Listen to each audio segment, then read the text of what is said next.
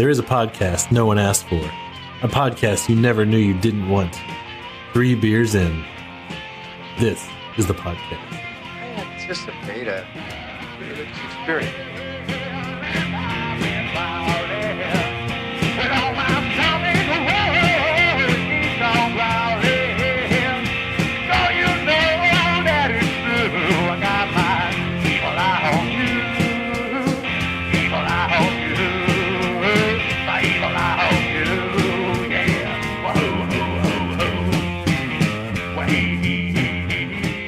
Hi everyone, welcome to 3 Beers In. This is Ross, and today we are at Independence Brewing. Today we have Clint.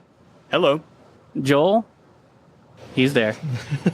And as a special guest, we have Brannon Radicke. And you are the head brewer here at Independence, right? That's right. All right. You wanna tell us a little bit about yourself or what you do here? Yeah, I've been the head brewer here for about 4 years now. Been here a total of 6 years and love it.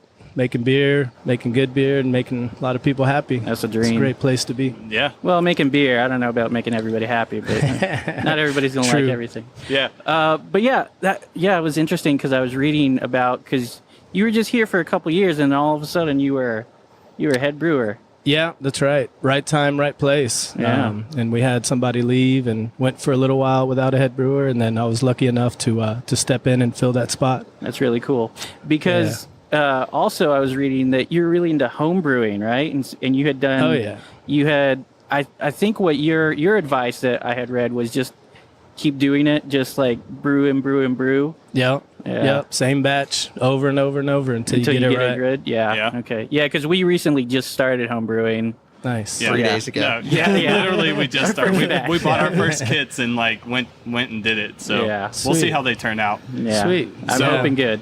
But Uh, if not, it's the first batch, so you know. So, Yeah, it'll be good. So tell us more about your history within brewing. So you started off home brewing. You did that Right. for how many years before you decided career move? I started off back in 2003. Got a homebrew kit from my sister for Christmas, and Cool.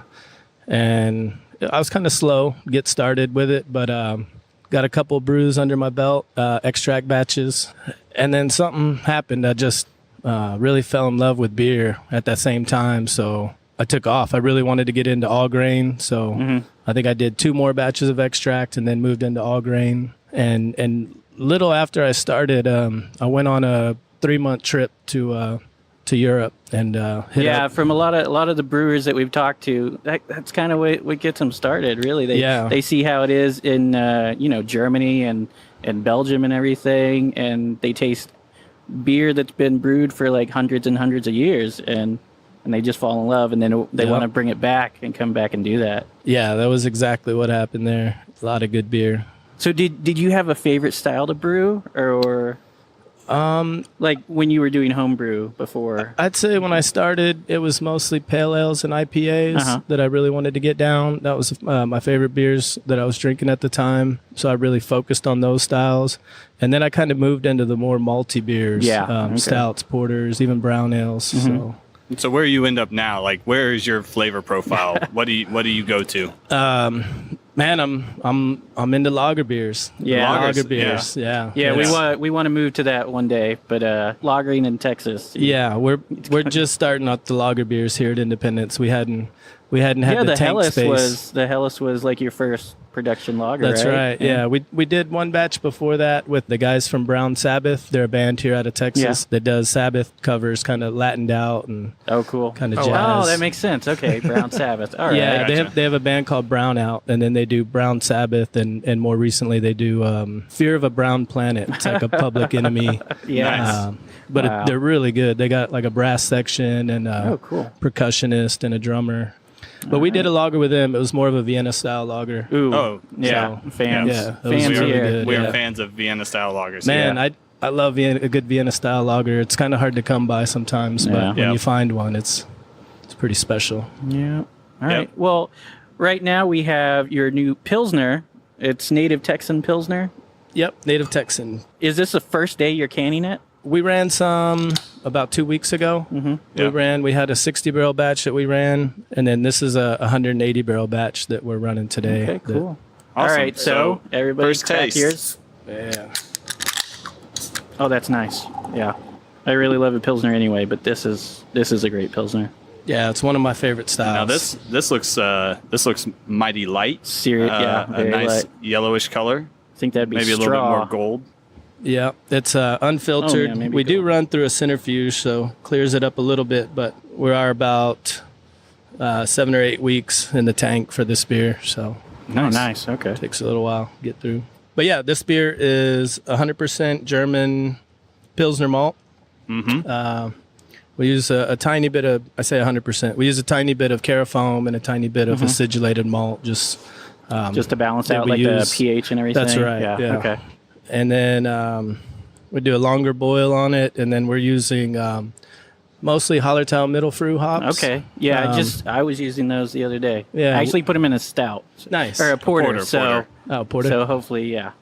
Yeah, hopefully they're it'll nice, turn- nice clean hop. Yeah. Kind of more on the earthy side. But Ross here got ambitious and went straight to all grain. Oh yeah, I started out with all grain. So we that's, have a yeah, 1 that's gallon. what's up. That's how you do it. We have a 1 gallon all grain. Yeah, I didn't want to. I fermenting didn't want to at my start out house. with 5 gallons. If I think- it's screwing up 5 gallons versus screwing up 1 gallon. Yeah. I got you. I think that's a good way to start. Nice. I hope, but yeah.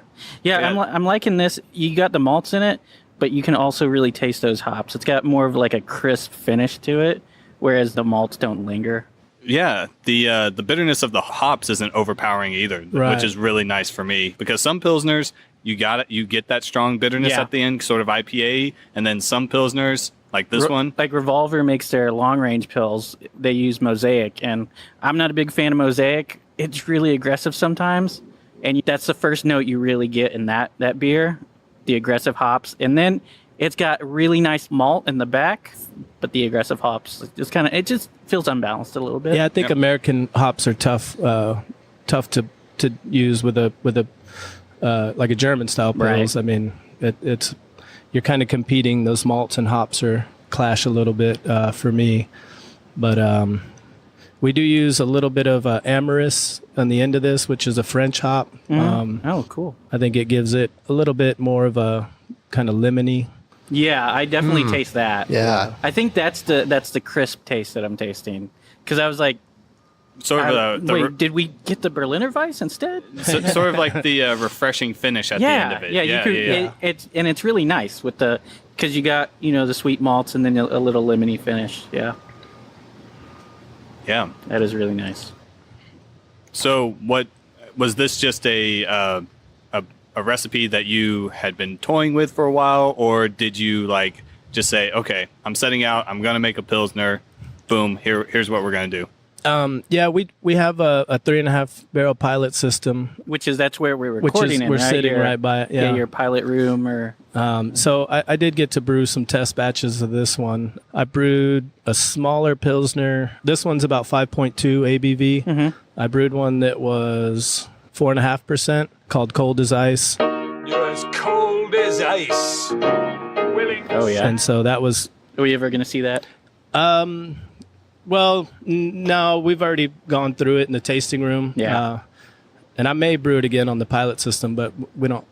That Well, you have scaled up this now to so turn yeah, into this. Exactly. Yeah. So Right, I get you. So that's that. But yeah, I did like the lower ABV, and it was slightly different, but it was you could see where it was going. Yeah. So you said that one was cold as ice or whatever, and this is Native Texan. Yeah. Are there things that you just? Is it more taste driven? Like, what makes you call a beer a certain name for you? Do you get to come up with names, or is it Not like all a the time. community, or Yeah, it's a joint effort. A lot of times we spin different names with each other, and we'll put them up on the whiteboard and kind of circle back around and circle some and X out others. Native Texan is not one that I named, but a lot of times I think the beers I name are music references or So did you name Cowboys from Hellas? I did, yeah. Okay, That was cool. another one that started as a pilot brew, and that name stuck in the tasting room. Everybody liked the name, so we kept with it. Yeah, I thought it was really good. Yeah. Really good reference there. Heck yeah. Yeah, the only one I kind of like better is Oasis has a Hellas that's you can all go to Hellas. I'm going to Texas. Nice. Sam Houston quote. Yeah. That's strong. Oh yeah. Good name right there. It's a bit long, but Imagine ordering that every time. oh man. Yeah. Wait, what do you During want? Helles I want the season. Helles. No. Yeah. You guys call it by the right name. And the thing is, I don't think they even have that in their tap room right now. No. I Even didn't though this, see it you know, when I was up there. perfect time for Helles, but A lot of pale ales. Yeah, I haven't Wow. tried that one yet, but they're making some pretty good beers over there. yeah. I just had the 2.13 Oh pale. yeah, Yep. cool. Really good. That's what I had when I went. Yeah, it was really good. So, favorite non-Independence beer. Oh, Since we're on the We're subject doing of this other right people's, now? well, I Okay. mean, we're Yeah. on. It's a nice segue. We're already talking about someone else's here beer. comes that Let's segue. go. Oh wait, There's- no, that's an electric scooter. Yeah. There's a lot. I have to say, Industry Pills, ABGBs, Oh yeah. one of my all-time favorites. But in the fridge, other than my beers, you could find some Coors Banquet and some Miller High Life. That's my That's cheap. the second. yeah. That's the second Miller High Life from someone within the industry. Yeah. Champagne to beers. Yeah. The what was There you Mike go. over at Live Yeah, Oak. Live Oak. He was like, that was his. if I had to Yeah. pick one from the big three, it'd be Miller High Life. Yeah. Yeah, I do love me some Live Oak Pills too. Oh Yeah. yeah. And I love that Grod. I don't know. A lot of people here are torn on that beer, but I don't think I'd want to drink it oh. every day. it's good. We tasted on the episode that we did over the there. Gronkowski. the Grod, Yeah. yeah. But it was the Grodzinski, second it's like- smoky beer that we liked a lot, right? Yeah, the second one I liked, the Schwarzerausch. Yeah. I thought it had a lot better balance with the smoke and the malt. Yeah. Yeah. Yeah, that Grod is real dry and Yeah, it's yeah, like and I think 3% ABV. that's Yeah. probably why a lot of people like it though, because people like Yeah. just want something lighter. We're a big. Light we're and also, smoky. We also like the Big Bark. It's a Oh yeah, their good- Vienna lager. Yeah, of yeah. course. Yeah, that is a nice beer. It's a solid one. And their Liberator. What about the Hefeweizen? Let's not keep talking about. All right, yeah. Let's not go through all of their beers.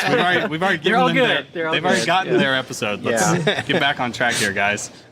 Independence. All right. Yeah. So yeah, I was also reading that you distribute in Arkansas as well. We do. That was a new venture for us this past year. And, Yeah. it's going pretty well. Yeah. Arkansas. I was fortunate enough to go out there and meet some of the people, the craft brewers over there, and there's some good beer, and I think they're coming up in the beer scene, making some pretty good beer over there. That's So, cool. How did you Yeah. decide on Arkansas? Yeah, that's what I was wondering. Yeah, I don't really know how that came from. I think Amy and Rob, the owners here at Independence, were traveling and met some of the distributors in Arkansas. But I'm not really sure how that came about. Well, that's But- cool. I figure I'm gonna make up my own story. They went to Arkansas and they were like, "Man, all these beers suck. Yeah, there you they need go. some good beer here." Let's give him some Nab Native the Texan. market. Yeah. I mean I guess that's kind of how it is in Fort Worth area or West Dallas. Yeah. But yeah, because they have a lot of craft beer. They don't have like a whole lot, but they're just starting to come up and kind of an explosion over there with craft beer. And anytime we talk about Fort Worth beers or mention them on our Instagram, people are all over it. It's like they're dying for craft beer up there. It's interesting. Yeah. It could be like where Austin was in 2010, 2011, because we get on the podcast, we talk a little bit of history, and Yeah. then we joke about how like basically every beer that you know in Austin started about 2010, 2011. Yeah. There's a really big explosion. Well, except North by Northwest, they've been around forever. Yeah. I don't know if it's power of suggestion or what, but the more I'm sipping through this, the more I Lemon. think that lemon is That coming out. lemony, Yeah. No, I get it. Yeah. It's kind of building. It's nice. Yeah. It's nice. Yeah. I was trying to think Well of it. done, sir. Thank you. So let's get back on a little bit more of your history. So after homebrewing, where was your first brewing job?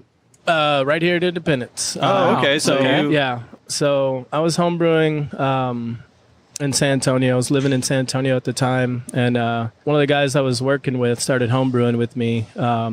Michael Waters. He's over at Skull Mechanics now. Oh, and, cool. And he was at Yeah. Real Ale right before that. But he moved up to Austin and got a job here working, and he was the head brewer. And so he kind of brought me on brewing on the weekends. So I would drive up and brew Saturday and Sunday. So that was my start here at Independence. And then I slowly moved into a full-time gig. And then Michael ended up leaving here to go to Uncle Billy's. Okay. oh wow.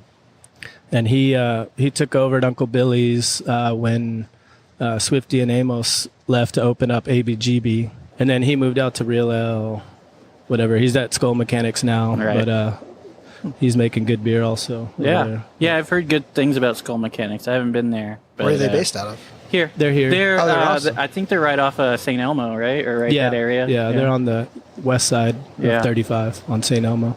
Yeah, I've heard really good things, and they're all really into metal there too. So, They name some of their beers after songs. I can't say for certain. I think I can't remember anything that they have now though. As soon as you asked me, I forgot everything about them. Yeah, I don't want to put you in the spot. I'm just curious about it. Okay, Skull Mechanics. I don't think I'd heard of them before. Yeah, this. So. I think they're well. Yeah, they've been open a couple of months. Yeah, now, so they're relatively brand new. Yeah, pretty new. Gotcha. Well, you'll hear about it on episode 15 of the podcast. We've had more than 15 episodes. So what elements of I know you probably don't want to talk about specific yeast strain or anything like that, which I've learned through doing this. That's where your more like trade secret type stuff comes in. Yeah, I don't mind too much. So what notes, what elements does the yeast add to this beer?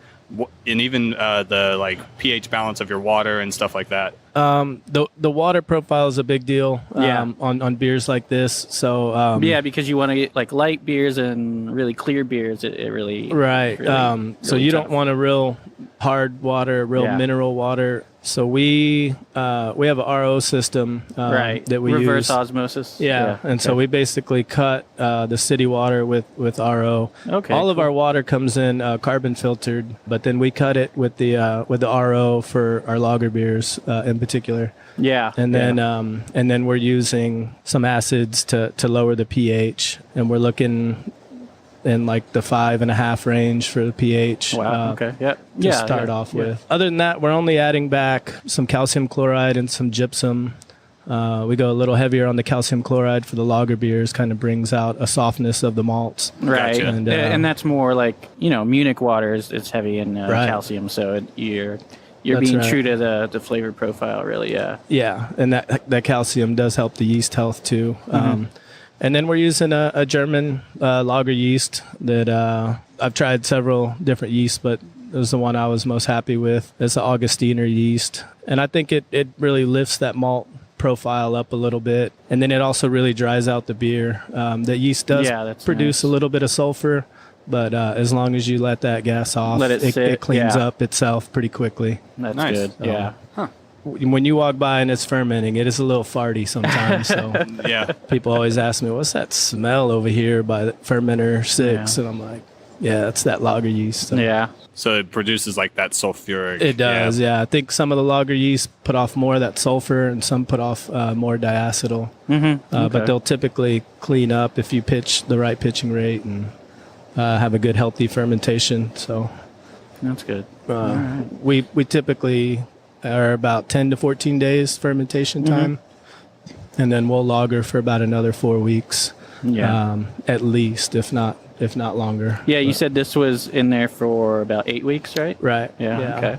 All right. So do you reuse your yeast, or? We do. And we were using this yeast on the Helles as well. Yeah. So we kind of just repitched this one into the Pilsner. So I think we're about on 7 generations right now. Okay. And it's still going strong. Still healthy, yeah. Still 98, 99% viability in there. So all right. Well, yeah. So does the yeast kind of change when you use it on multiple beers like that at all? Does it pick up something from the Helles and then transfer that over to the Pils? I don't think it would transfer anything from the Helles to the Pils, really. I do think the first couple of generations are a little slower, maybe a little greener, and then by the 3rd or 4th generation, you really start hitting ready that stride. To go. Yeah. Mm-hmm. That's why it's good to make a starter, which we were. We took a class and the guy was saying, well, you do a start, but he couldn't really explain why.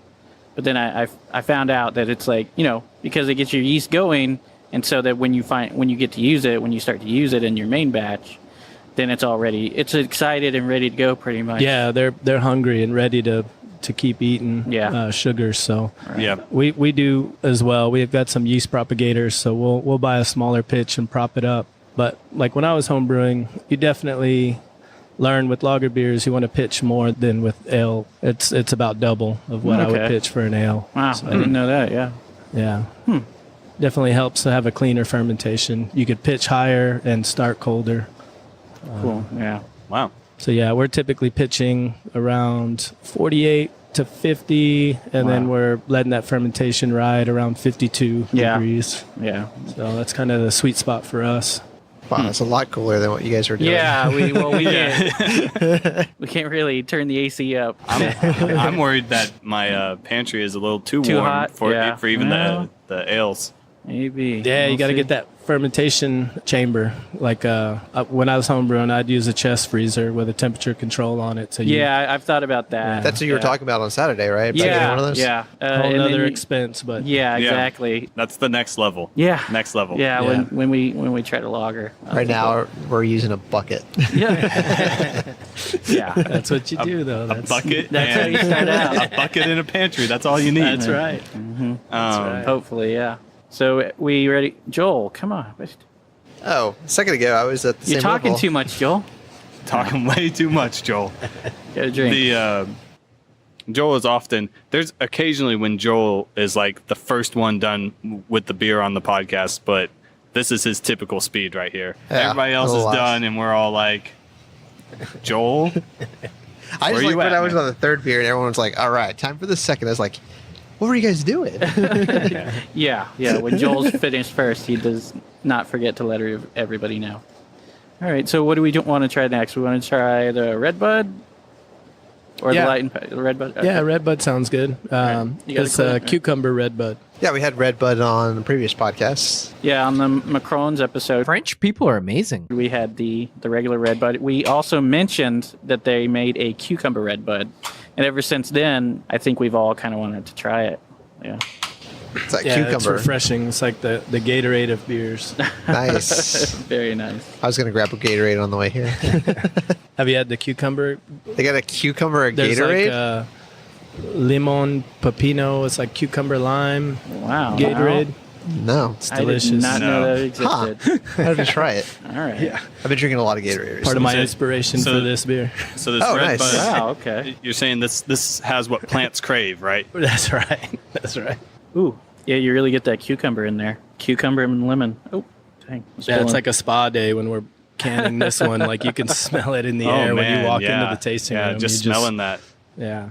So how do y'all kind of melony. do? Y'all just have an infuser to It do is. the cucumber, or do So you, we're using a distillate. It's Oh, wow. a company that takes whole cucumbers and basically makes a puree, Yeah. and then they distill it down into a super concentrated like an extract, basically, Right, like right, just right. pure It's like an liquid alcohol cucumber. extract. Yeah. Very cool. Wow. Okay. And so y'all just put some of that in. We do, yeah. Couple And it's- drops.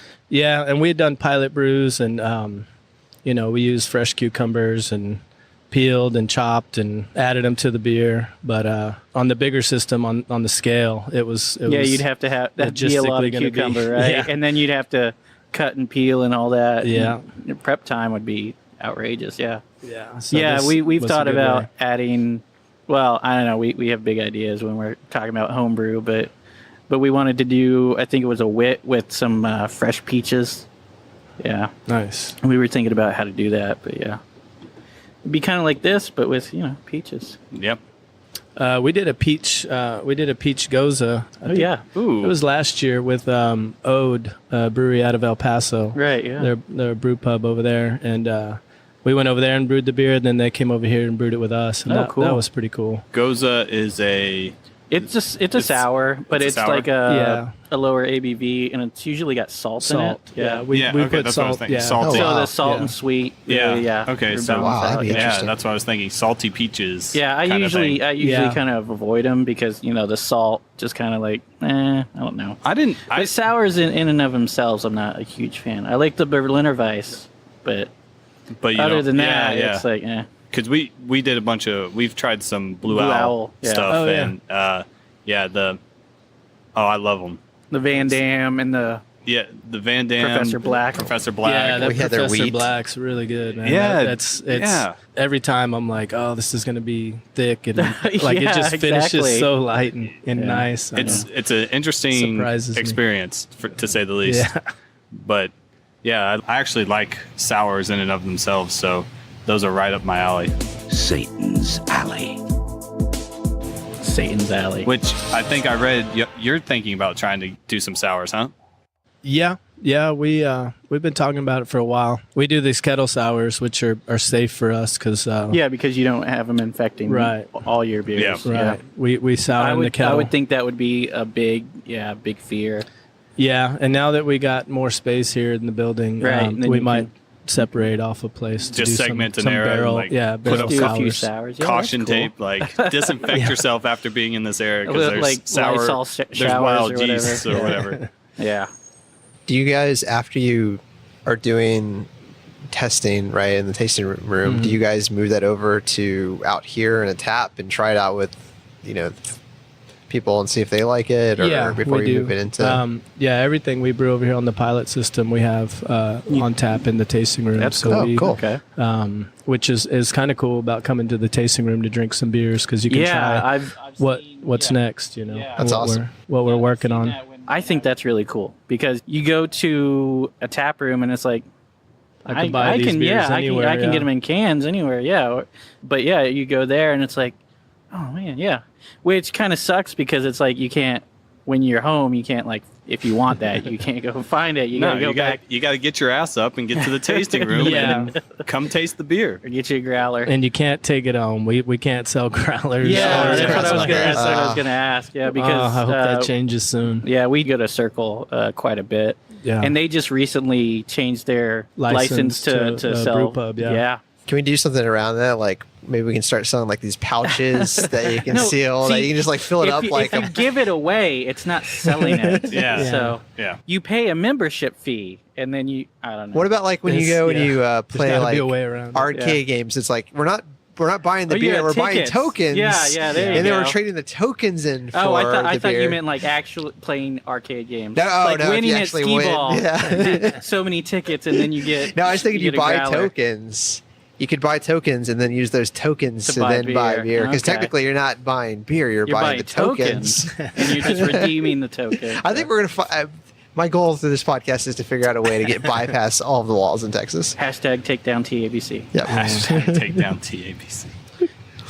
Yeah, they say Texas is the only state left that's a thing. Yeah, they get really super archaic And beer laws. But Yeah, it's crazy. I can go to a winery and buy a case of wine, but I can't go to a brewery and buy a case of beer. Yeah, I Just don't not know. right. Well, they got their lobbyists. Yeah.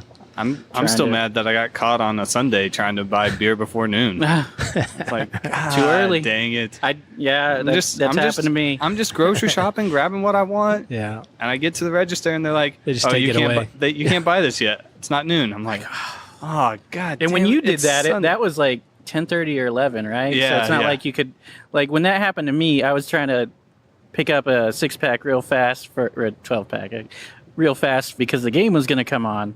Because it was, football season. You got to have your beer, and it was like 11:45, and she was like, "Oh, you can't buy that yet." And I was like, "Fuck." I would just be like, I'll wait. okay, That's what I did. I just He did said a it. couple laps around the store. No, and not I even came that. back to the same register. And I would was just like, sit at the "There you register and be go." like, I'll wait. I'll sit here and wait. I mean, what I are you going to I do? should have done that. I should have just sat at the register for an hour and been like, "No, I'll wait.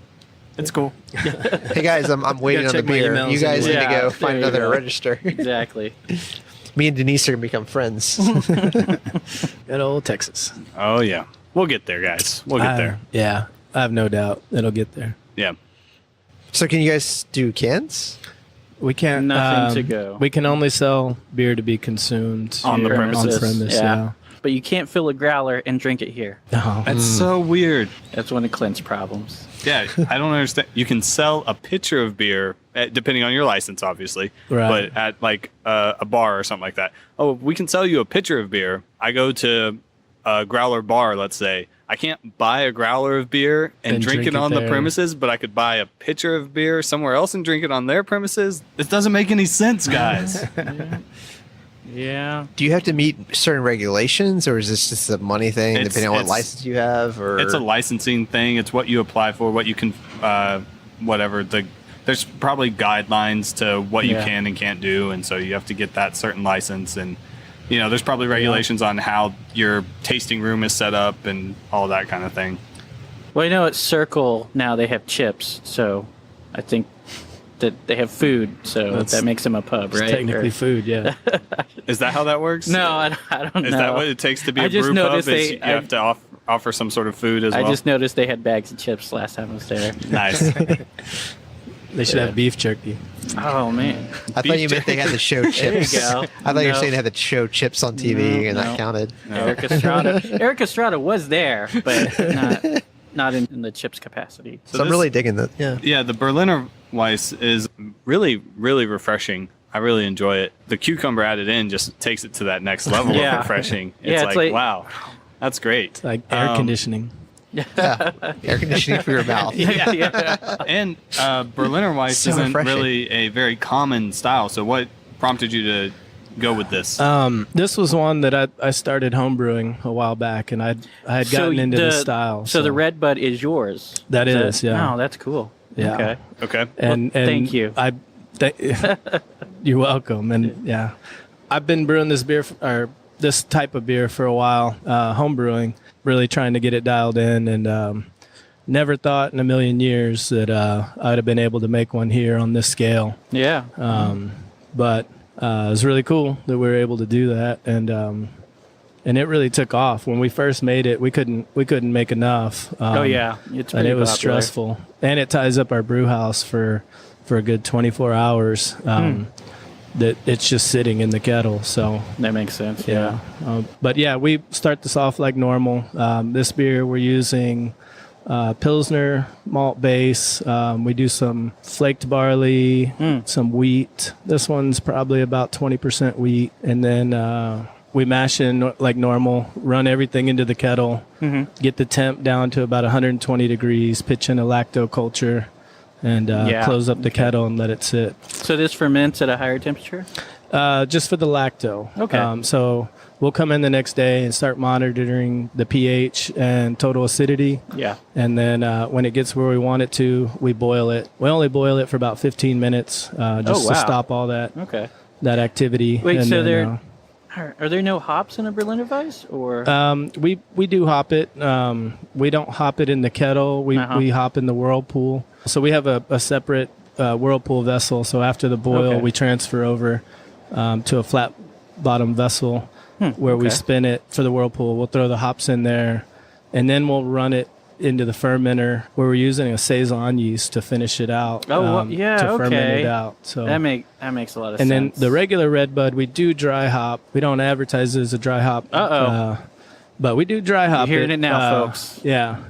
I was inspired by a beer from New Belgium called Ted Beer. Oh, yeah. It was a dry hop Berliner Weisse. So cool. I drank that beer. It was probably about 3 or 4 years ago, and that inspired me. So I decided to dry hop it. The cucumber one, we don't dry hop, though. That just goes into the cucumber mode. So yeah. So what hops are you using for this? For the regular Red Bud, we use Citra and Eureka. Okay. So you get some of your citrus from that, huh? Yeah. Okay. We do.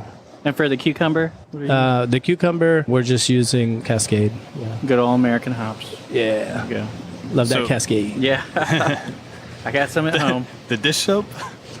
Yeah, I can't. We just poured dish soap. There's no hops, just dish It's soap. bubbling so much. I haven't even added the yeast. I think that was the Tide Pod. Yeah. Game. Yeah. There we go. Dial. There was I don't know, a while back they did the Austin Beer Guide. They do, well, and I've seen this on other places, but they do untapped quotes that people send in. Oh, yeah? And then they have brewers respond to them. It's kind of funny or whatever. So they had one that said, I think it was with Red Bud, that says it tasted real soapy. And then I responded like, I really think we have it dialed in. Like dialed. Nice. Yeah. Good job. That was funny. There you go. That's awesome. That's a good one. That would never dawn on me. Heck yeah. Is it refreshing? Yeah, it is. It's you because you drink it and you don't expect it, and then the cucumber is just... The cucumber accents the water in such a way that... So what inspired you to put cucumber in it? I don't think I've seen any other beers with cucumber in it. Well, they do have that Gatorade like I was talking about, which you can get that at like Valero or wherever. Yeah. And that's pretty good. But I don't know. I guess just have like the whole like cucumber water. Yeah. And, You just wanted something really kind of fresh. refreshing. Yeah. Yeah, and, like the picture on the... Well, I mean, that's the same picture as the Redbud. The right? Redbud, yeah. And that's a place here in Austin, Redbud Isle. It's like a dog park area right on the... Oh, that makes sense. Okay. Ladybird Lake. Oh, cool. Very cool. Yeah, and that's where the name came from, Redbud. Nice. Is that anybody I thought that was the specific? name of your sled. Citizen Kane reference. Yeah. Gotta Lame. get it in. What? And we did win a bronze at the JBF for this beer. Oh, cool. In 2016. The Nice. first year we Nice. came out with it. We entered that in and came back For with this the bronze. one or for the cucumber? Oh, cool. In particular. Nice. All right. In the field beer category. We got Is that bronze. like saisons? There was or well, it's anything with a field ingredient being. Oh, okay. So just coconut, like your pumpkin or I think, your coconut yeah, or cucumber. Well, I think pumpkin maybe its own thing its now. own, yeah. But I know in the World Beer Festival or World Beer Cup. Yeah, that they have their own pumpkin.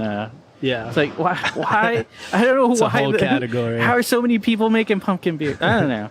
I've never had one. I'd drink one. Yeah, sure, but Yeah, and we got a bronze, and then the silver went to another cucumber Berliner Weisse. Wow. Which I guess was better than ours. I went by their booth. It was actually pretty good. Yeah, but it's not made in Texas. So. Right. Yeah, so clearly it's already inferior. Yes, Yeah, yes. and then Do these people not know how this system works?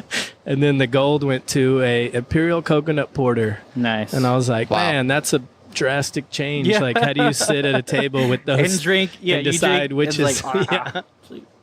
It's like I you're don't putting know, they're- Berliner Weiss up against an Imperial Porter. I like to think they confused yours with the other one, and you actually won silver, but they totally just Yeah. when they were asking at the last second, Yeah. they wrote the right name down. That's Clint, what I you're, think. you're thinking of Oscar Blues. Am I? And you're thinking of coconut. No. Is that what maybe. you were going to ask? I don't know. Who made the coconut? the coconut porter? Because I've had a coconut porter and it was. Let me tell you, Death by Coconut. You Death didn't by like Coconut. it. I Yeah. liked it. Death by Terrible. Coconut, yeah. but I I've don't had like that. coconuts. So No, I loved it. Yeah. myself. I do want to make a pina colada Ooh, kettle nice. sour, like Berliner Weiss style, I would with some drink that. pineapple puree and some toasted coconut. I think that'd be put in some rum that already barrels.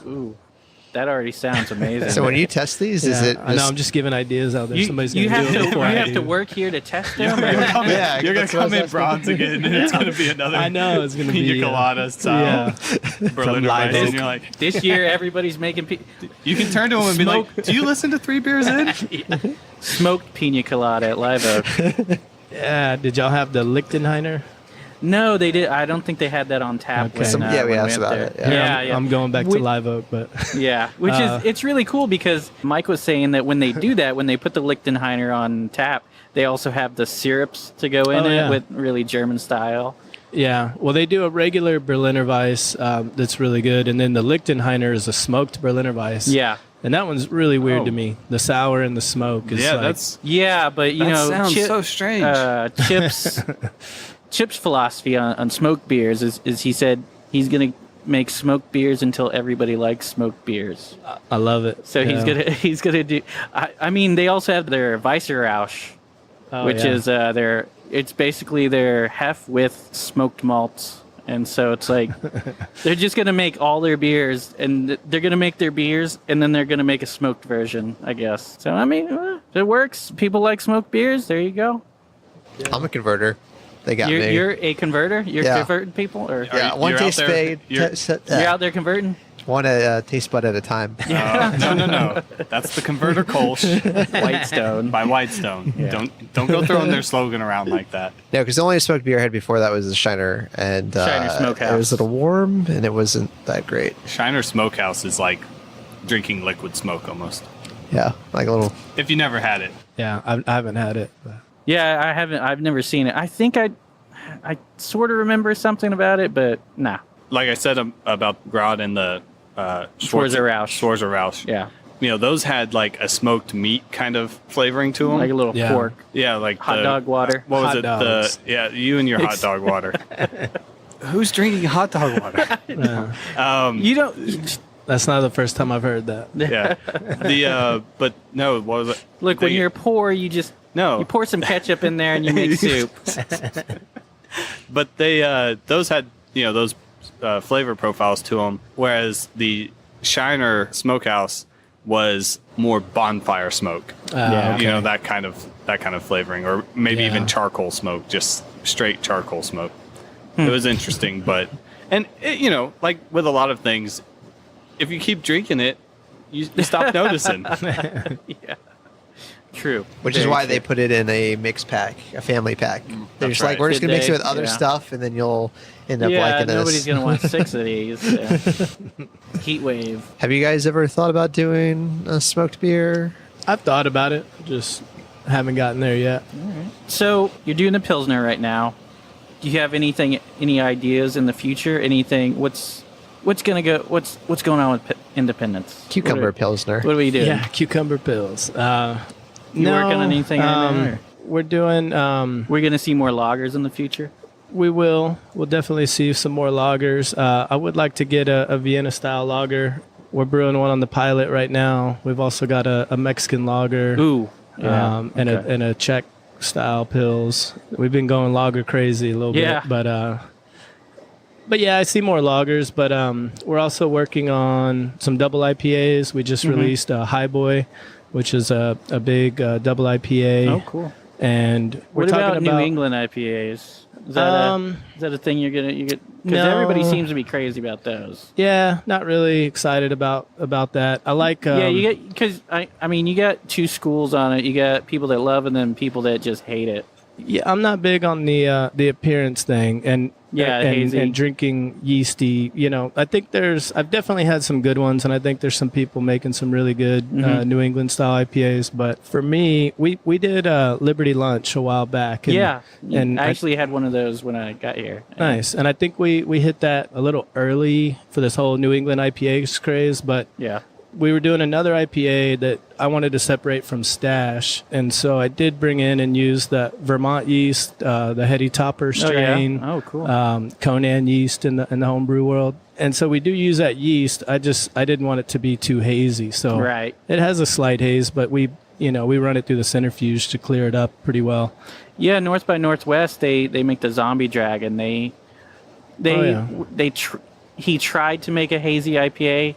But all the yeast flocculated out, so it just kind of settled on the bottom. It wasn't hazy, and so it's sort of hazy, but not hazy. Yeah, and I think that Liberty Lunch has some of those same characters where it's a little softer on the bitterness. It's got some real nice tropical aromas and tropical hop flavors. We use Citra, Mosaic, and Lemon Drop in that one. Oh, cool. And so I think it has every character I would want from a hazy IPA, but it doesn't look like gravy. Yeah. So. There you go, gravy. That's the term I was looking for. The gravy IPA. So in terms of in the research that Ross provided to us, so that we would actually seem knowledgeable a little bit. Just a little bit. I think it said in there, you kind of feel like the IPA, or I don't know if this is exactly the right way to phrase it, but we've gone through this IPA phase where everyone's gotten big into hops and all that, and you kind of feel like it's about to kind of gravitate back more towards your Pilsners and your lower hoppy profile kind of beers. I think so. I mean, that's where my tastes have gone. I remember, I'd say maybe 6-8 years ago, I wanted to drink the double IPAs and the higher ABV big beers, and I just come full circle, and now I just want a good, clean, refreshing beer that's lower ABV. A lot of my ideas are on the lower ABV side of the style nowadays. Yeah. Because I don't want to drink 3 beers and get wasted. Yeah. Do you think that's we struggle with that at times? Well, do you think that's an sort of we're all like a decade older kind of thing? I think that has something to do with it. You're not looking Oh, Yeah, like- trying to prove yourself drinking this heavy, strong Yeah, exactly. beer, you know. Because that's what it was like like 10 years ago. Oh, exactly. look at me. It's I'm like drinking a 9 9% yeah. beer. Yeah. Yeah, know, I do think that's part of it. It's like, what is the cheapest, strongest beer I can buy? I do That's still pretty like much some where good I was at one cocktails, though. point. Yeah. Yeah. So, Yeah. and I like whiskey. Can I so put some Everclear in this? Or Yeah. Yeah, this Red Bud with cucumber goes real well with some Hendrick's gin. Ooh. Yeah, nice that makes sense. Nice little mixer. This is like the perfect cocktail beer too for a Bloody Mary or a michelada or even a nice. margarita. A little bit of cucumber, Red Bud this right here, huh? instead of triple sec, or I can see that. We had a party back in September, and somebody brought cucumber gin. Oh yeah. And It was it probably was one of Tony. those things where people were kind of apprehensive about it, but then once they Yeah. started trying it, they couldn't stop drinking it. That thing was gone before anything else. That I think that was the Esme gin. that Hendrick's gin is fortified with cucumbers. Yeah, Also. yeah. So it does mix well. Also, are you moving more to those type of beers because it's more of a challenge for you guys to make it, or it takes longer to? Yeah, I mean, I think it's interesting, and I think in this world, trying to compete with other alcoholic beverages, it's good to kind of blend the two things. We've talked a little bit more about doing some other cocktail beers. I was cool. mentioning that pina colada beer, but that's just an idea right now. But I like the idea Bloody Mary of, beer. of doing. We did do some Michelada Firkins a while back. Okay. Which actually came out pretty good. Sounds disgusting. Yeah, we have a friend of the podcast. He would probably drink all of that. All of it. Chance Yeah. is very. Yeah, he yeah. loves micheladas. That's actually where He's he's a- at right now. He's just drinking a 40 of that. Micheladas, a Michelada 40. Oh yeah. yeah. I wanted to ask about this. So when you transition into doing lagers and they have their longer lagering periods, Yeah. right? You have to, from a business perspective, Oh, right, Independence has to take that into consideration that they're not going to be able to turn the Turn beer that around out right away, as like fast, an IPA right? or something. Was Right. that a particular challenge for y'all? Do you think y'all kind of knew that going into the steps? Like, Yeah. I think it was. Mike was talking about it. Was it but- Mike that was talking about, or from Revolver? I think both of them. Grant Wood from the head brewer at Revolver. Well, we ask everybody about IPAs. I mean, because that's what's popular, and we're not into IPAs per se. Joel's a pale ale fan. Yeah. But that's the trend in the marketplace, IPAs. A lot of people, a lot of young brewers are coming in, and they're just making tons of IPAs. I was talking to somebody, and they were at Hops and Grains, they had like 15 beers on their board, and 11 or 13 of them were IPAs. Of some variety. Yeah. But the point, and going back to my question, was that a lot of these new breweries, when they start up, it's people who have done home brewing or things turn like and that. burn. And they're used to like just pumping out IPAs, right? Because that's apparently a quicker process. And then they want to try to branch out into lagers or some other kind of beer, and it disrupts their supply chain because they can't turn the beers as quickly as they can turn, say, an IPA. Yeah, and this is the first time that we really had extra tank space because we were real tight. We purchased 4 new 180 barrel fermenters this year, and so we haven't maxed out that space yet. So we finally have the opportunity to put some lager beers in and let them properly lager. So so you can actually do that without disrupting your supply chain. So So you're just adding that to right. It added to our existing fermentation space. So all right, very cool. The timing was good there for us. But now we need more tanks and lager tanks. I want to get some horizontal lager tanks. Which we don't have yet, but I don't know. That'll come if we keep making lagers and keep selling lagers. Yeah. Oh yeah. So horizontal tanks, what does that change or do differently than your traditional tank? I think they help settle out quicker. The lagering time. Because it ferments at the bottom, or does that not? Yeah, well, I think it's more of after fermentation, the yeast don't have as far to drop out, and they drop out quicker. And so there's less time. They'll clear up setting up sooner. Yeah, okay. So we may be able to save a little bit of time on lagering, but I also think it just makes for a cleaner lager beer. Oh, okay. So Well, that's nice. Yeah. Interesting. yeah. We're still waiting on Joel. So do you think when homebrewers make IPAs, it's because they don't know how to measure hops and they just throw way too many in there? I've definitely been guilty of that. What are you trying to say, Joel? Oh yeah, It's easy. You just throw a bunch of Previously hops in on, there, yeah. and it's like it's an IPA. It's supposed to be really, really bitter. Yeah, and I think starting out homebrewing, and I'm definitely guilty of this too, but you get excited about malt Yeah. and hops, Oh, and yeah. you want to, it's hard not to throw 5 different malts in a Yeah, beer. And I was throwing some biscuit malt that in tastes with good. Let my me put a malts, little yeah. bit in. Let me, Yeah, exactly. and the hops too. Let me just keep throwing these pellets in because I'm just standing here watching them boil. So Yeah, exactly. it's easy to do. Yeah. Nice. And you're drinking, and by that time you've had about 3. By the time. Yeah. Especially if you're doing all grain, and it's like, wow. Yeah, that Take a all mix. grain process. It's nothing to fuck It's an with. all day process. Yeah. Yeah. an all I was day like, You gotta process. make it It was work, like yeah. We started at 6 o'clock, I think 5 5. Well, I o'clock? got there at 5, but yeah, yeah, we set up and set up. everything. Yeah. and it started getting to about 10 o'clock, and I'm like, Ross, when is your shit gonna be done, man? Come on.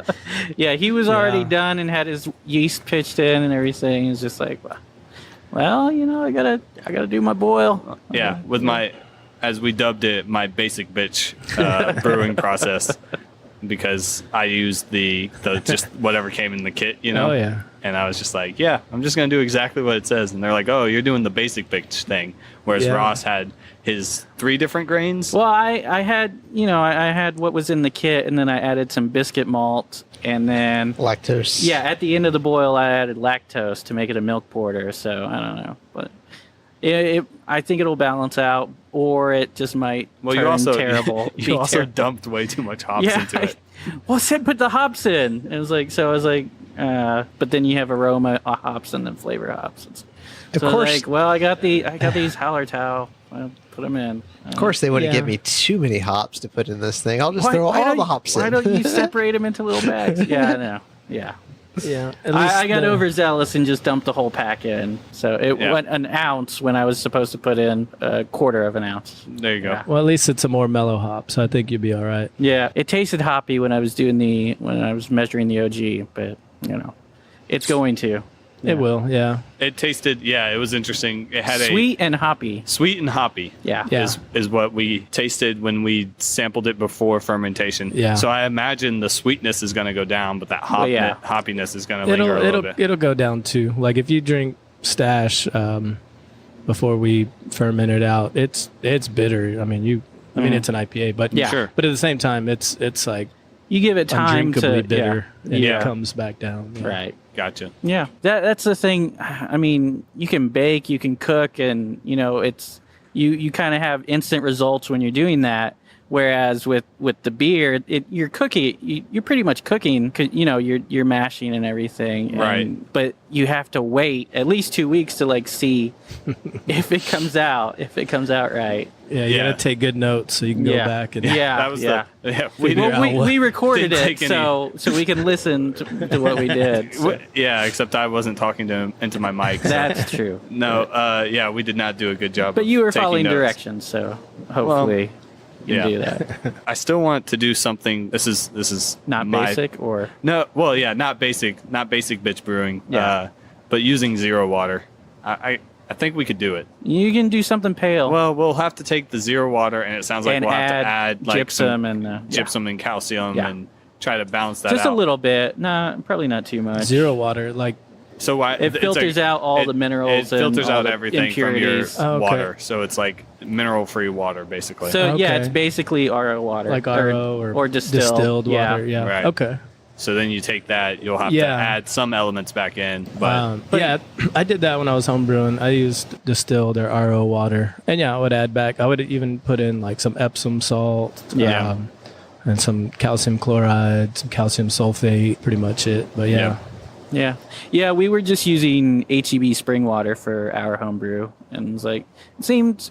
I had basic stuff. I put it into brewing water into the calculator and everything. It said pretty good for darker beers. So Yeah, I think that's good. I think typically if it's good to drink, it's good to make beer. Yeah, yeah. There's some fine tuning there, but we just didn't want to use Pflugerville water. It was straight from the tap. Yeah, just not great. Too much scoring. Yeah. All right, we ready for our last? Power and Light over there. Power and Light.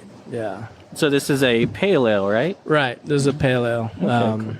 This beer. Now, did you come up with this, or did they have? I did. So when I started, we had Independence Pale Ale. Was the pale ale, and anybody that remembers, it had a girl firing a cannon on the front of it. So when I started, the Independence Pale Ale was basically an IPA. It was, I want to say it was around 6% ABV. It had a bunch of malts and a bunch of hops. I think we had like 4 different hops in the pale ale. Wow. And this was the first beer that I got to really reformulate, and we renamed it and gave it a new identity. So we kind of took away Independence Pale Ale and created Power and Light. And what I did is stripped everything down. So this is just a blend of half Pilsner malt, half 2-row. Cool. A little bit of acidulated malt, and then it's just Cascade hops. So I just tried to go simple, basic, kind of classic pale. Always loved me some Sierra Nevada pale ale. Yeah. So I just wanted to go with that Cascade profile. My boss asked me why I was taking a half day today. And I told him, I was like, yeah, I'm going to go. He actually listens to, I think he's listened to every episode of our podcast. He's our biggest fan. Yeah. That's not one of our immediate friends. Yeah, exactly. Not somebody that we know. When I told him we were coming here, he was like, Independence, how do I know them? And then he looked up and he was like, oh, Power and Light. I love Power and Light. So Nice. This beer's been real good to us. We did we did win a World Beer Cup gold medal with this one in 2016, so that was pretty rad. But yeah, I think this beer fit a profile we didn't have in our portfolio at the time. So are you just a fan of the Pilsner malts? I do like me some Pilsner malt. Okay. It's a good base. You know? So this beer is probably actually the darkest we've had today. So far, yeah. Yeah. Now, of the 3, this is the darkest. It's still pretty light. Yeah. It is still very light. Yeah. Well, we're open to the elements here, so it's we don't want to drink anything really heavy. Yeah. Okay. Yeah. So that's a nice clean up front with that little bit of bitterness on the back end. Crisp and hoppy, as the can proclaims. Yeah. Cutter would probably agree 100%. Oh, God. Yes. Cutter, who is not here. He's never on the border when it comes to his decisions. He just likes it. He likes anything that's beer. Yeah, what I always think of when I think of Power and Light is the can. It's got that really Art Deco kind of design. Now, do you have any input on the can designs, or is that not typically? This one was kind of modeled after. There's that Seaholm power plant. Yeah, that has that kind of Art Deco look, and I think that's actually the building there on the can. Oh, cool.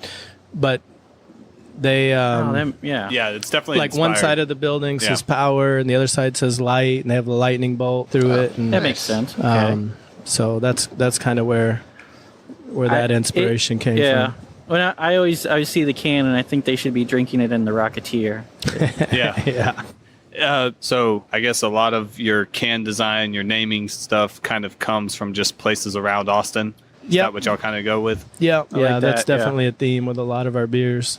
And we use a guy, Jose Canales, who's a design company here locally that they do a lot of restaurants and bars and other stuff. But Gotcha. He's done a lot of our can designs and done a really good job with them too. Okay, So. that's cool. Yeah. We've actually come up with our own naming. Yeah, we got some names, but we've named all of our beers before we've actually made them. Just from doing the podcast, we come up with jokes about the different styles of beers that we're drinking. Yeah. So from that, it's like, okay, if we ever actually like make a beer, even Dead Horse IPA, like Dead Horse IPA, or nothing beats a dead horse, right? All that kind of stuff. Now we have all this material that we can now rely on to. Yeah. Sometimes the name of the beer is just so important. I mean, it can go farther than the beer. Yeah, You know? I think we should actually taste our beers first before we name them. But Yeah, we're not actually hoping to sell any based on the oh name. no, definitely not. Well, I mean, but- our IPA has to taste like a dead horse. You know, that's clearly that's what more the like name a has to- saison, maybe a barnyard sort of. When we started Horse hooves. when we started brewing lagers on the pilot system, we had some good names because I didn't think we were ever going to have the room to do a lager. So we came up with Heller High Lager was one of our first yeah, ones. okay, yeah, I get it. And then we did When Pigs Lager or Over My Dead Lager. Yeah, We had good. a lot of good ones like that. yeah. that's awesome. So yeah, I'm really liking this pale ale. I'm not typically a fan of strong IPAs. Well, so what I've been noticing is through doing this, right? Pale ales are typically a lot less bitter than your IPA, yeah, right? because they're not IPAs. Because I was like, I'm always PAs. hesitant to try a pale ale because Yeah. I'm so like,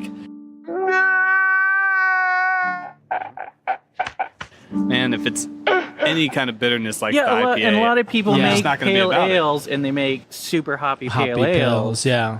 We Yeah. have Shiny Diamonds is our hoppy pale ale Yeah. or session IPA. It's a little more bitter than this, a little more hops to it. But this one, I wanted to keep it a little bit more restrained. Yeah, I like that. I like that it is. These are all late edition hops, so not a lot of bittering hops up front, all on the back end and in the So dry you're just hops. getting, you just flavor and aroma. Right. Cool. yeah, because aroma wise, it's more bitter aroma wise. I Yeah, think you get that than it hop actually aroma. tastes. Yeah, I Yeah. agree with that. Power and light tastes just right. There you go. That's what they Yeah. say. Why doesn't it say that on the can? I don't know, but it says that in our marketing stuff. So. Oh, okay. Oh no, it does say it on it the does can. say Does it? Oh, I just found it. oh, on the side. Whoopsie. Oh, that's side. Okay. Yeah. You should have known I that thought was on it- your can, dude. It's like I knew it was somewhere. He's just a master brewer. He doesn't. If your marketing team listens to this, at that point they're just like, "Fuck, come on, Like, you should it's know." right there, Well, bro. it's usually because he has his beer in a 3 beers in podcast koozie. There you go, so you can't read you the can't can. read the can when it's Oh, in there. I see. Okay. Yeah. It all makes sense now. Like I was saying, we won the World Beer Cup with this beer entered as a blonde ale. Oh, really? Just for the record, yeah, we entered it. Weird. Okay. We entered it a few times. JBF as a pale ale, and I guess it just wasn't holding up to the other pale ales that were more hoppy and more malty Right. and kind of I mean, overshadowed.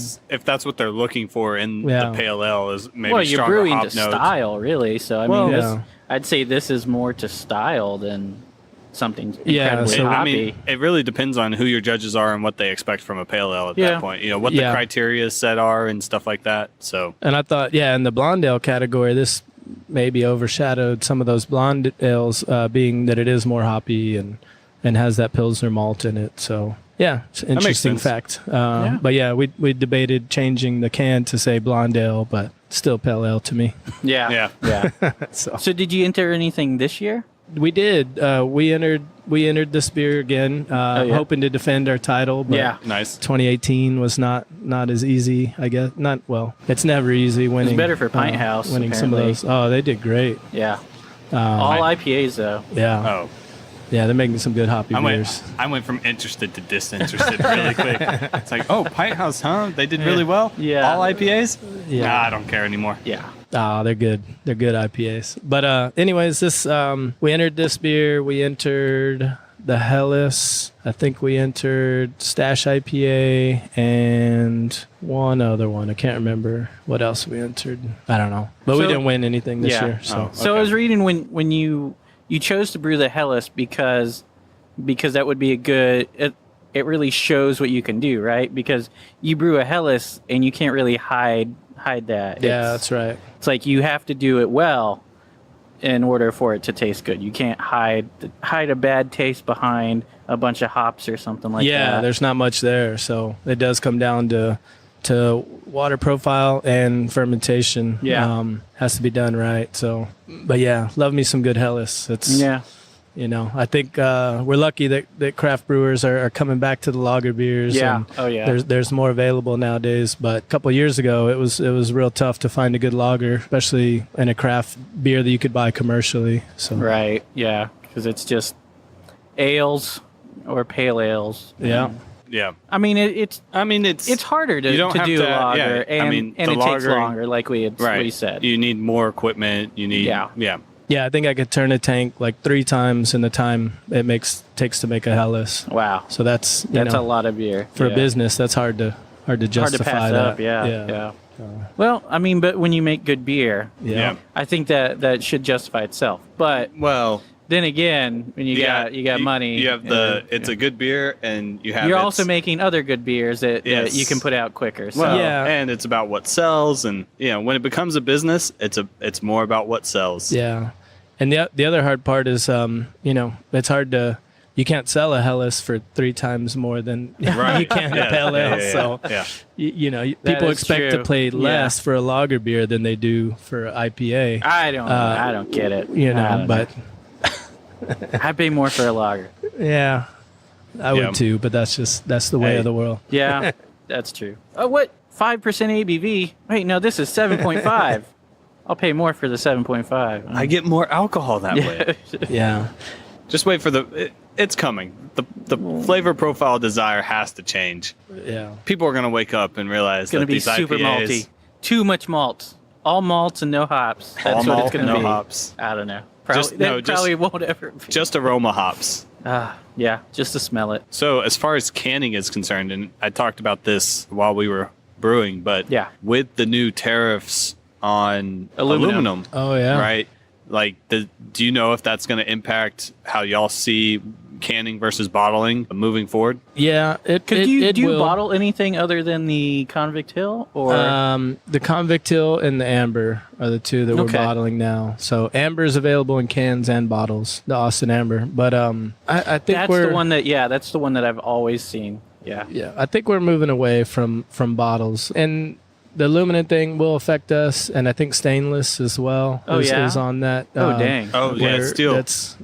So it'll affect us, but buy your tanks now. Yeah, got to keep going. Got to keep doing it. Yeah. Pitch that to your. Hey, we need more money to buy tanks before the prices go up. Yeah, we need to buy some wood, some wooden fooders and some wooden fermentation vessels. Right. That makes it just makes financial sense. That's right. No, giant cool ship. Yeah, it's going to be interesting to see. We do need a cool ship. Because kettles. Right now, the trend has been for more people to go to canning, right? Right.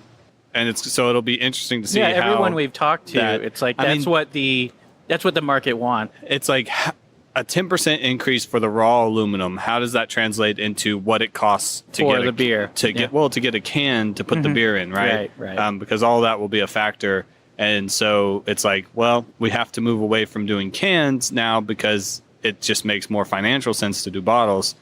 But I'm imagining the move to cans was more because they're more accessible. You can take them more places. Right. So you have that trade-off of like, cans are easier for the consumer to take around with them. Can't take bottles to Redbud. You can't take bottles to Redbud. You can't take them to the beach. Right. You can't, And they're more stackable.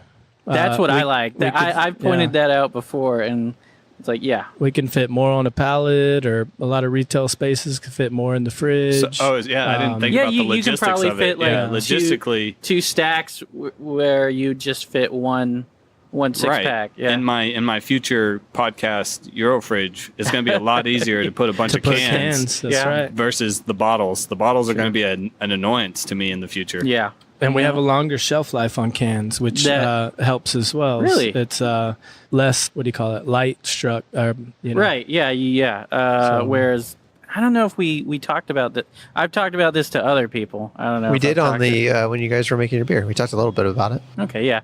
Because sunlight is one of the enemies of beer. It'll skunk it within minutes. So, and that's why there are brown bottles out there, because they filter out most of that UV light.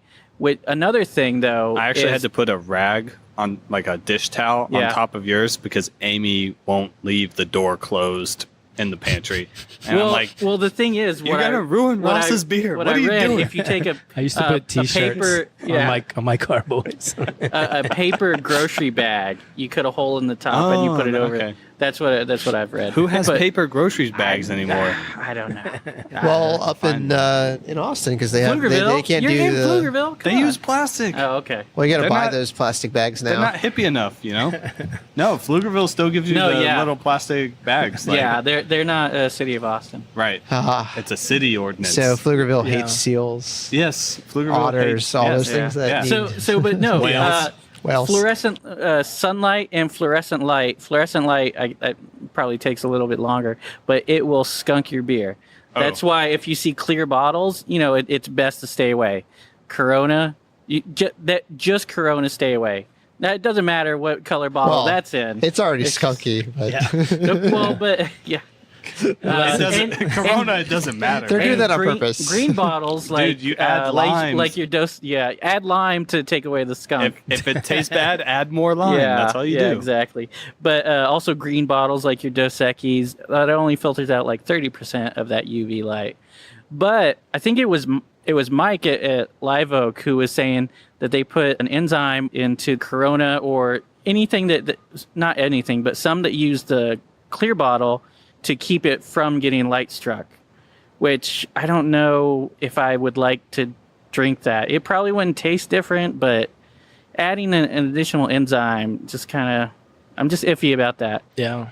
Also, I was reading, and I can't believe it. I don't know, but some brewers, the skunk taste is like part of their taste profile for a certain beer. And it's like, Yeah. I can't believe it. I don't know. Yeah, a little while back, Jester King had Okay. put out. Well, Jester King, they'll do anything. Yeah, they purposely started using some green bottles because they liked some of the Belgian sours that they were getting in green bottles. That it does impart a flavor, and if you want that, I could see could that. I could see that really in a do that, farmhouse. I mean, where you Well, you already have all that barnyard kind of flavor, and then when he said sour, I'm like, oh, okay, yeah, I could see it. Like Yeah. you could get a something out of it. little skunky sort of Yeah, like, or I don't know. I feel like you'd it's have to- still, I still don't like it. I don't know. The more light exposure, I'm sure the more that becomes pronounced. Yeah. So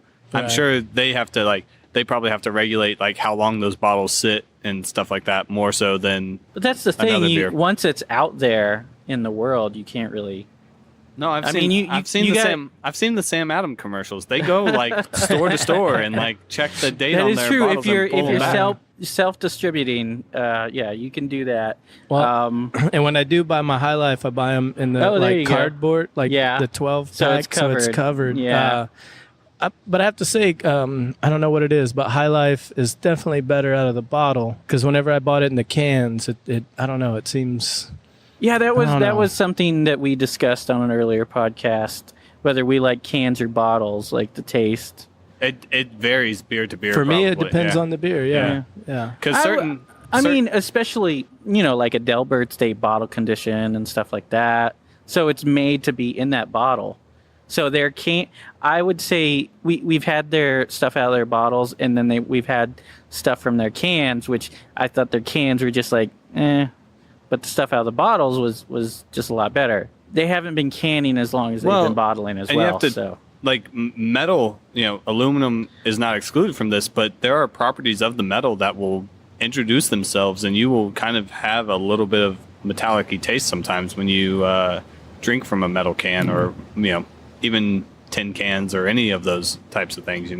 So you have to think like that versus maybe the skunkiness from light. All these different variables into all these decisions. it's high science, man. High science. It's that working with mercury. It's high science, man. It's art form. Yeah. You an artist. I think my complaint is that every time I go to a gas station, I get the bottles because it's pretty much all they have, unless you want Bud Light or whatever. Yeah. And so you go and you get the bottles, and You're then going you to the show wrong up. gas station, man. You show up at an apartment or a house, and they're like, "All right, the cooler is outside. Great. So I need to drink these now because these things are going to go warm real quick." And then by the time you're like drinking it, it's like I have no idea what this tastes like. The first one's good if it's cold, and then after that, it's just all downhill from there. But when it's cans, you can dig that. You can put that in the ice deep. Yeah, keep it dig cool. in there. I'm always worried about a glass breaking, but actually, I've never worried about a glass bottle breaking really. But if you're drinking out of a glass, but Well, you're not gonna set that in the ice. That's because you're clearly just an inconsiderate asshole. Then, because yeah, I've seen that plenty is of true. broken bottles around places that there shouldn't be any broken bottles. Hey, I'm walking barefoot, motherfucker. I was not. That was not me. Well, time. we're not talking about baby broken bottles. we're talking about beer bottles. I'm not talking about baby broken bottles either. Baby bottles. She's just like break them on a table. Let's go at this. Let's do this. 1.5-year-old. So Oh, sweet. yeah, there's a lot of stuff that's probably gonna get broken soon in my life. Yeah. Yeah. Walking around and really- grabbing yeah. stuff. Really likes to play with my Blu-ray player, and I'm yeah. like, that's not gonna work. I much broke longer. my family's tape player when I was 5. I was just kept just- shoving that tape in there. She ejected the disc tray, and I was just like, Wait, she's about to like. Was it just Pacific fall on- Rim? She's just about to she's fall on the hanging disc on to tray the- and just yeah. like smash it off or something like that. And I'm Oh, like, man. no, don't play with that anymore. Yeah, Yeah, all of I a took sudden all you the gotta put- knobs off of my entertainment center Yeah. when my kids were Nice. that little. So there was no knobs. You couldn't like. All of a sudden, you got Get into to it. put stuff up higher. Yeah. So, I see you have some Lagunitas posters in here. Yeah, we do. Is that something you can talk about? Yeah, What are you doing with little bit. with Lagunitas? Are you planning to do like collaborate or anything? No, I mean, there's nothing on the table there for collaboration yet. I mean, I'd be down to do a beer with them, but they came in and gave us a little investment money to help us grow. So they're just basically just silently, just like yeah, Are they? and They're- they're so they're not, like, silent, but they're oh, okay. they're they just put some money up, but they're for not us expecting to, grow. to like move in and like No, do, okay. no. They were looking for investment opportunities. We were looking for some more money. Yeah, and well, that makes sense. they kind of found us and came and checked us out and saw what we were about. So they definitely invested some money into us. They're not majority owners or anything. Yeah, So okay. it's Okay. So a percentage. y'all still maintain your anonymity a little Right. bit. Okay. and they're there to help us out. You know, if we need Autonomy. if we need help, they've been Autonomy there is and what I was looking for. done that. They're definitely a good resource for us if I need any help with anything. Oh yeah, I mean because they've been. Oh man, they have so many beers that they do, yeah, and they do crazy stuff too. yeah. So they've pretty much done. I don't know if they've done it all, but they've done a whole lot. I don't know. What do they make? Like if They you say the make, name Lagunitas to me, I don't come They up make with anything. weed flavored beer. What? Yeah, They yeah, have that's a newer thing, I think. Yeah, that was something they did for 420. They also have Waldo's, which is also related to 420, but not like their cannabis. Gotcha. Whatever it was called, I can't remember. But they also have brown ale. They have a whole lot of they have a ton of IPAs. They do a lot of hoppy beers. Yeah. So Oh, okay. Lagunitas IPA, I think, is where are they their based main, out of? They're in California. right? Petaluma, Yeah, California. Yeah. And then they also have a brewery in Chicago now. Oh. And they're Yeah. Okay. they're pretty big, but they definitely been helping us out, and I don't know, not really changing anything or That's cool. you know, Okay. Yeah, that's good. which is cool. And I got to go to Chicago and check out their brewery, and that was nice. But pretty big operation over there. Yeah. Did that like strike you as Well, they distribute nationwide. well, so- but no, like going up to their brewery in Chicago, like more industrial, more like Sterile. you know what I'm Yeah. you know what I'm kind of saying, like you kind of look at what a craft brewer does around here, and it's like yeah, you use a lot of higher end equipment, but like when you get to that level of production, it becomes like more regulated, sort of more regulated, more internal control, more people. Like there's a like the worker on the floor. You have a designated role. That is your role, kind of deal. I think Clint wants to know: do they have robots? They don't. That's not what. I mean, do they have robots? Some automatons. They don't have robots. There's more automation there. So there's not, like on the brew house, there wasn't a bunch of people standing up on the brew house. Yeah. A lot of stuff's automated. But they kind of talk like where we're at is where they were at 10 years ago. Yeah. And that they know how to grow that, and they're, That's cool. Yeah. Very cool. yeah. Yeah, so you can get ideas from what they did, and then just follow suit. Yeah, and get to where that they are today, and like maybe sooner than 10 years. And yeah. Classic pitch is what I'm. Call me cynical, but classic business pitch right there. Yeah, y'all are where we were. Yeah. And now we're gonna take control. No. Yeah, we'll see what happens. But so far it's been good, man. It's been nothing but positive. Just help y'all buy the extra equipment you need to do more lagering and stuff like that. Yeah. That's awesome. Tanks we're lagering now. Have they inspired you to make any new beers with the equipment that they've kind of helped you guys build out? No, I mean not directly, but we did purchase a centrifuge this year, which has helped us get beers through a little bit quicker and clear up beers quicker. So that was a big plus. And then other than that, they just they want to do events with us and throw parties. And that's cool. They've included us in a lot of their parties and stuff like that. So it's cool. When we went to Nashville for the Craft Brewers Conference and World Beer Cup, we got to take some of our beer and serve it with them. And it's cool. It's just a win-win on our side. So awesome, man. It's been cool. Yeah, that's awesome, dude. Yeah. Cool. So. All right. So I think we got one last question. Clint, you want to? Oh, yeah. We do definitely have one last question. The Fifth Element. Is it a good movie or a bad movie that's fun to watch? I'd say it's a good movie. Yes. Fuck you, Cutter. It's a good movie. I need to watch it again, man. It's been a while since I've seen it. My memory's not so good these days. And, but I remember liking it. I remember thinking it was pretty good. Nice. Okay. No, don't even. Don't qualify that opinion. You just own it. I like a lot of worse movies than that. No. See, you're qualifying. No. But I'm just saying. Yeah. No, I get it. Sorry, it's a running competition. We are still probably break even right now. Probably, yeah. Because I think the last we had the beer museum on last, and I think they said that it was a bad movie. Yeah, that's fun to watch. No, we had our first ever person that said he straight up just did not like that movie. True. That is true. Cutter and I were both like, "What? That's not part of the question." I think Cutter was fine with that. I was not. I was like, "What are you talking about? Get out of my house!" Yeah, we need to ask our friends over at Alamo Draft House. That'd be a good place. We could do some John Gross, Independence and Alamo.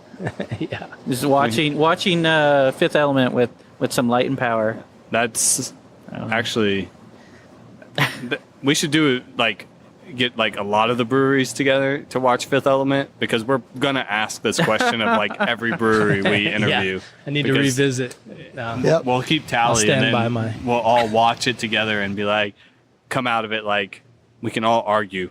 Is it a good movie? Yes.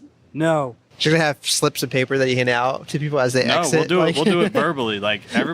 Anybody who wants to say it's not a good movie has to defend their position. All right. You have a buzzer. Yeah, that's right. If I had a buzzer, anyone who said no, it's just wrong. It's more like what do they call it, where the floor drops out from below them? That's right. Trapdoor. Yeah. Oh, you don't think it's good? Goodbye. I hope you like these sharks. Oh, there's sharks now. Okay. With laser beams. A laser. No.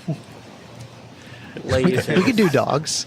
No. We'd have dogs chase them out of the building. Cool. All right. So we've had our three, and I'd say there are ones all around for me. Oh, absolutely. No zeros in this lot.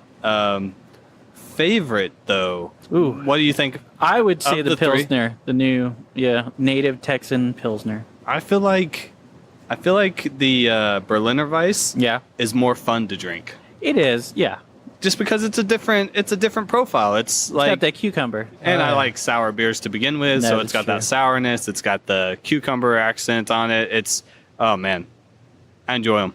Nice. Joel? Nice. So I've had the Power and Light before. Yeah. Still number one. Oh. And I was really apprehensive of drinking Red Bud with a cucumber, because that you never know.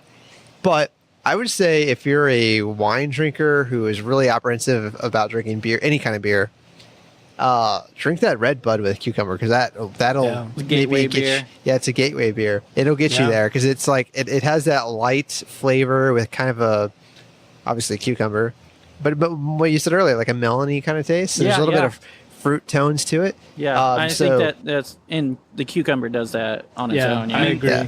A white wine drinker. Right. Sure. Maybe. Red Yeah. wine? That's probably not your gateway beer. They're probably not going to. You gotta find something else. Yeah. Something drier. Yeah. So fuck you, Cutter. Yes. Two fuck you cutters. It is popular with the non-beer drinkers that come into the tasting room. So we actually didn't get to this one, so sorry. One more. Of your beers, which is your favorite? Yeah, I did. I was wondering if we had asked that. We didn't. Should we say drink and make? Because Yeah. I think those are two different things, probably. Oh yeah. Let's break it up. Favorite to make. Okay. Favorite to drink. Okay, I like it. My favorite beer to make, Stash IPA. Okay. And I do love drinking Stash when I'm at home and I'm done for the day. But but my favorite beer to drink right now, I'd say, is the Helles. Okay. I'm feeling the Pilsner out. I think it's still a little green, and I think in a couple of weeks it's going to be my favorite probably. Really? Okay, because I'll be cool. out of Helles and. And then you're gonna be like, man, I love that. You had half a Can't have any more. pallet left, so yeah, you're going to be out of that Yeah, real it's going to quick. be gone real quick. Yeah. That's awesome. Yeah. Okay. Cool. Yeah. Very cool. Does it for some it's like picking, but do you feel like it's picking between your children, or do you have a favorite child too? No. I like both of my childs. No, I think it's pretty, I don't know. I do go through different seasons where I like different beers. We had Illustrated Man, which was a kettle sour with blackberries, boysenberries, and raspberries. And that's still available in your tap room, right? It is, yeah. Can I get some? when we're making that seasonally, man, I really like that beer. It's really good. It sounds awesome. Yeah.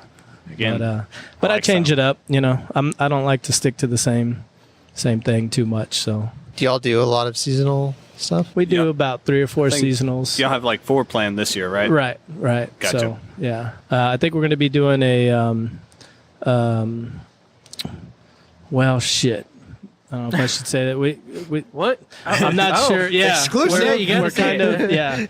But well, don't get in trouble. Yeah, we're talking about doing a Belgian triple. What? Oh, nice. Later this year. So is that a collaboration, or are you just doing that on your own? No, it's just a seasonal kind of one-off for us. But we're still trying to figure that out. So might have to bottle that. You know, might have to do it now that I've said something. I'm really out there in the universe. Yeah, no, you can't take it back. No. Can we call that 3 beers in? We don't. We don't have that many listeners. You know, you're not nation committed or anything. Wow. No, yeah. We have a good. Got amount. a couple people. Yeah.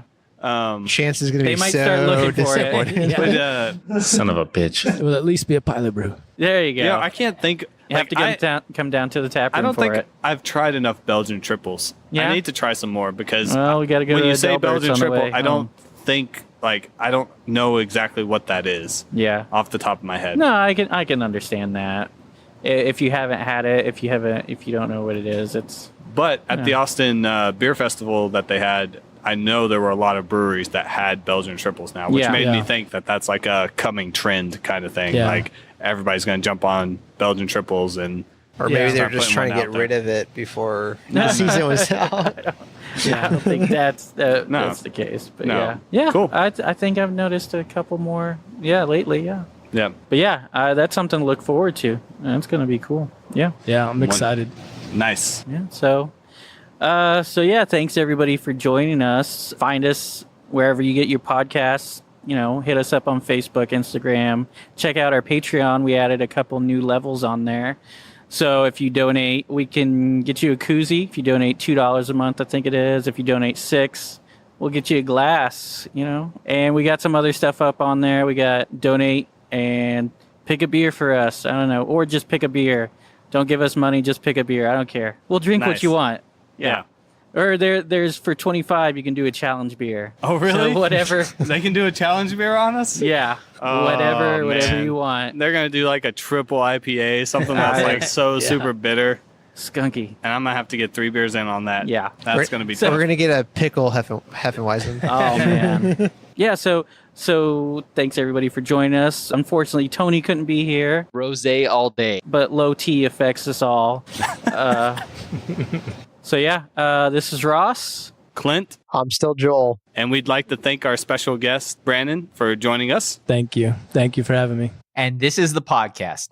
This is the podcast. Thanks for sticking around. You can subscribe to us on iTunes, Stitcher, Podbean, Google Play, and tune in. If you like what you heard, rate and review us on iTunes. Like us on Facebook. Follow us on Instagram and Twitter at 3 Beers In Podcast, and check out our website, 3beersinpodcast.com. 3 beersinpodcast.com. You can find information about us and the show along with the links to all of our episodes and our really cool merchandise. While you're on our site, you can tell us what you like, what you don't like. And if you don't like us, then why the hell are you still here? You should have turned us off long ago. But if you're just going to listen to us anyway, then you should probably subscribe too. And if you would like a transcript of our podcast, write down everything that we just said. And now we're recording. Don't wanna drink anything else. Just drunk a bottle of beer, a bottle of beer. Now I feel quit. Oh yeah, just drunk a bottle of beer, a bottle of beer, and I drunk it from the beer. Oh yeah, just drunk a bottle of beer, a bottle of beer, and it made me feel quit. Oh yeah, just drunk a bottle of beer, bottle of beer, and it lasted all year. And I don't wanna drink anything else, so I'm not making big a mess of myself. I'm gonna take